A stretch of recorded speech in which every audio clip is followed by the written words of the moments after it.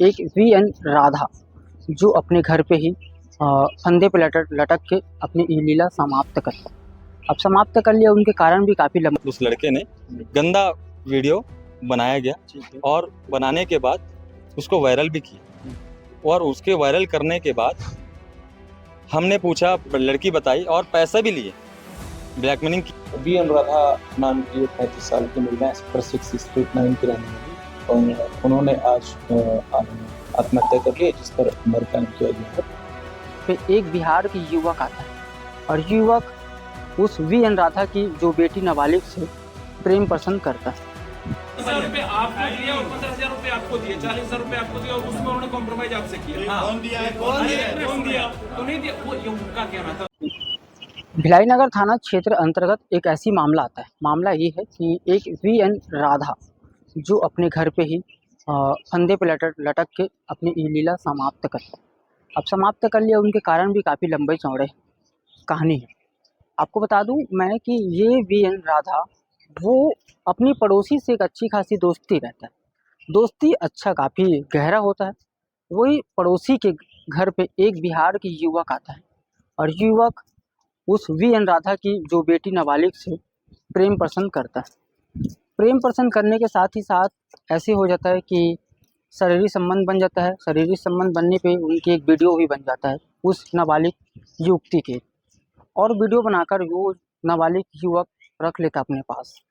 रखने के बाद युवती को, जो नाबालिग युवती को प्रताड़ित करता है कि मुझे पैसा दो, नहीं तो आपकी वीडियो मैं वायरल कर दूँगा। वहीं उनके जो परिजन कहा, उसने आपको बता रहा हूँ मैं, उनके परिजन ये भी कहा कि 3,000 रुपये ऑनलाइन लिए और 30,000 रुपये कैश भी दिए। उनके परिजन कहा। इस बातों की अपडेट न्यूज़ पुष्टि नहीं करता, इस बातों की अपडेट न्यूज़ पुष्टि नहीं करता, लेकिन उनके परिजन जो कहा मैं आपको बता दूँ। ऐसी जो मामला है उसको देखते हुए, ये भिलाई नगर थाना क्षेत्र अंतर्गत का ये मामला है, और एक दिन पहले इस मामले को लेकर समझाइश भी हुआ जाता है। कल की मामला है।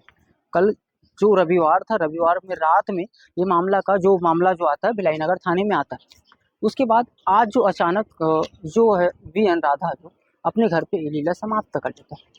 अब समाप्त करने के बाद जैसे ही ऐसे पता चलता है तो अफरा तफरी मच जाता है। आसपास के काफ़ी लोग भीड़ हो जाते हैं। वहीं दल बल के साथ भिलाई नगर थाना भी जाते हैं लोग, और वहाँ काफ़ी बहसबाजी भी होता है। आपको बता दें, ये जो मामला है ये बीती 7 से 8 बजे के आसपास की ये जो कहानी आपको बता रहा हूँ, जो कांड हुआ है वो 7 से 8 बजे के आसपास की ये कांड हुआ है।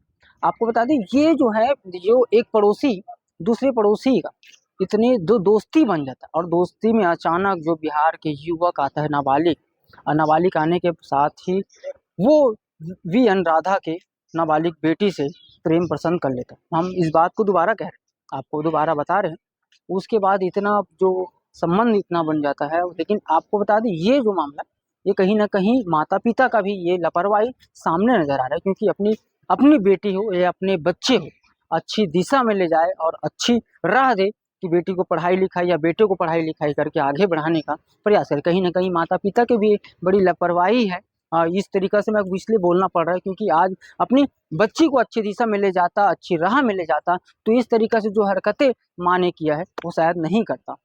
माँ ये सब चीज़ों को देखते हुए माँ को ऐसी बातें जो है बर्दाश्त नहीं हो पाया। तो वहीं वो बताया गया, उनके जो परिजन बताया गया उनके अनुसार से, मैं आती हूँ घर से, ऐसी कुछ बात हुआ, मैं नहा के आती हूँ या शायद वो कपड़ा पैक करके आता हूँ, ऐसी कुछ बात हुआ और वो घर में घुसी है। घर में उस वक्त वो अकेली थी और वो ऐसी कदम उठाया है, वो जांच की विषय है और लगातार जांच पड़ताल दुर्ग पुलिस लगातार कर रही है। कहीं ना कहीं बताया जा रहा है, उनके जो वीएन राधा के जो परिजन हैं, परिजन काफ़ी लोगों का नाम बताया है। जो मौत के जिम्मेदार है वो काफ़ी लोगों का नाम बताया गया। जो उनके परिजन के जो बाइट लिए हम लोग इस वीडियो के माध्यम से सुनाएंगे। लेकिन इस बातों का जो अपडेट न्यूज़, हम बार बार बोल रहे हैं, इस बातों का अपडेट न्यूज़ पुष्टि नहीं करता। हम इस बातों को लगातार आप लोगों को बोल रहे हैं कि अपडेट न्यूज़ इस बातों का पुष्टि नहीं करता, लेकिन उसके परिजन ने काफ़ी लोगों का नाम बताया गया जो वीएन राधा का मौत के जिम्मेदार इन लोगों ने हैं करके काफ़ी बताया गया। और उसने, उनके परिजन ने, वीएन राधा के परिजन ने, उसने क्या कुछ कहा देखिए इस वीडियो में। उससे पहले एक दर्दनाक घटना हुई थी, शुरुआत कहाँ से हुई इसकी? सर, ये शुरुआत स्टार्टिंग मैंने इसे एक गाड़ी रखी थी घर सी मार्केट में खड़े करके, उस गाड़ी को रखा हुआ था, मैं छोड़ दिया था गाड़ी को रख के हैंडल लॉक करके, और मैंने चले गया, गणेश पक्ष के समय था, तो गणेश पक्ष के समय उस समय मैं चले गया सेक्टर 2 पंडाल के पास। तो वहाँ से वापसी आए तो मेरे गाड़ी में आग लगा हुआ था। वो दिग्विजय जो चंद्रेश डेयरी है उसका दिग्विजय भाई जब जांच किए, पुलिस ने पड़ताल किया, उसके बाद उसको दिग्विजय का भाई मिला, उनका नाम है दिग्विजय, मतलब उनका नाम है टोटल। और उसके बाद जो 3 महीने के बाद 4 महीने के बाद जो घटना हुई, फिर उसके बाद मेरे मिसेस मतलब भाभी और मेरे भतीजी और भैया नौकरी करने चले गए। नौकरी करने के बाद बाहर, और इन लोग आसपास में रहते थे, धर्मेंद्र यादव और उनके परिवार और मेरे भैया और भाभी के परिवार यहाँ रहते थे, सड़क 9 में, स्ट्रीट 9 में, क्वार्टर नंबर 4M। तो वहाँ पे रहते रहते उन लोग एक दूसरे में एक ही जैसे एकदम क्लोज थे, फैमिली जैसे।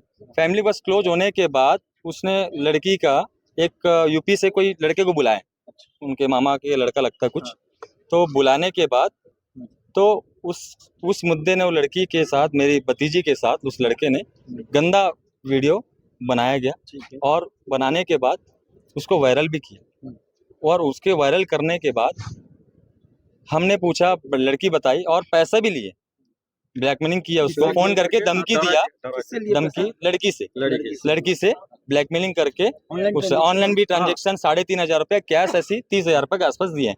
देने के बाद फिर लड़की ने बाद में बताई कि ऐसी ऐसी बात हुई है करके, तो डरा के धमका के वो डर गई थी बेचारी। तो उसके बाद फिर परिवार को उसको बेच दिया लड़के को यहाँ से, बाद में पता चला। तो चलने के बाद यहाँ प्रक्रिया पुलिस स्टेशन लेके आए थे, रिपोर्ट दर्ज नहीं हुआ था जल्दी, उनको लेके आएंगे करके मैं बोला ठीक है लेके आओ, लेके आएंगे करके बोले, तो वेट किया, वेट करने के बाद उनका रिपोर्ट अभी तक दर्ज नहीं हुआ था। कल रात में FIR हुआ था, मगर 9 दिन से मैंने घूमा थाने में घूमने के बाद उसके बाद कुछ समाज, यादव समाज लोग, कुछ आदमी लोग आए थे, उसमें है हरिंदर भैया, दिनेश यादव, तो कुछ लोग आए थे बड़े, और मैं भी सम्मान करता हूं। कुछ धमकी दे के बात नहीं, मैं धमकी उनकी उसने दिए नहीं ऐसे, मगर मैं नहीं बोल सकता कि कोई समाज को धमकी देना, ऐसा नहीं किया।